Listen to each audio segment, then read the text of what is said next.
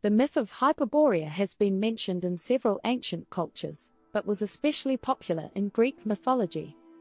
Hyperborea has been described as a happy and immortal land beyond the windy north, where the sun shone continuously and men lived in peace and prosperity.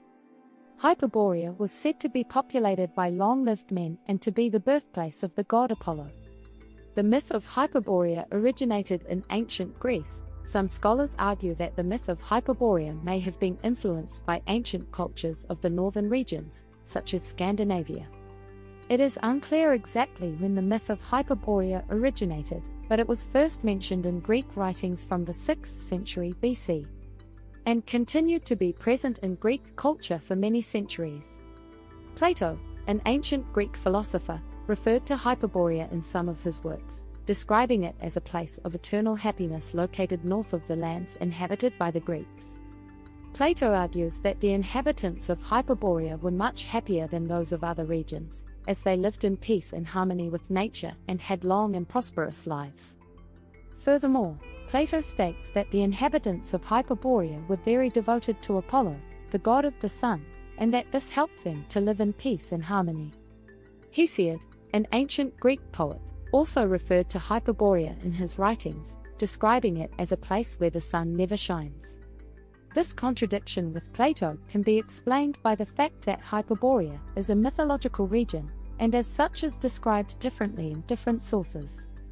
Hesiod argues that the inhabitants of Hyperborea were protected from cold and frost by the heat of the sun, which never set on their land. Furthermore, Hesiod describes Hyperborea as a place of great beauty, where the inhabitants lived in peace and prospered. Friedrich Nietzsche, a 19th century German philosopher and writer, proposed the existence of an original Hyperborea which would have influenced Greek mythology. According to Nietzsche, this region would have been inhabited by a race of superior human beings, who would have transmitted their knowledge and culture to the peoples of ancient Greece.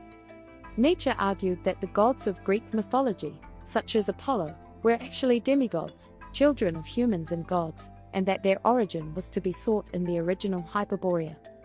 Over the centuries, Hyperborea has also been the subject of numerous artistic and literary representations, such as in the poem Hyperborea by Edgar Allan Poe, in the story The Dream Quest of Unknown Kadath by H.P. Lovecraft, and in the work The Outsider and Others by Clark Ashton Smith.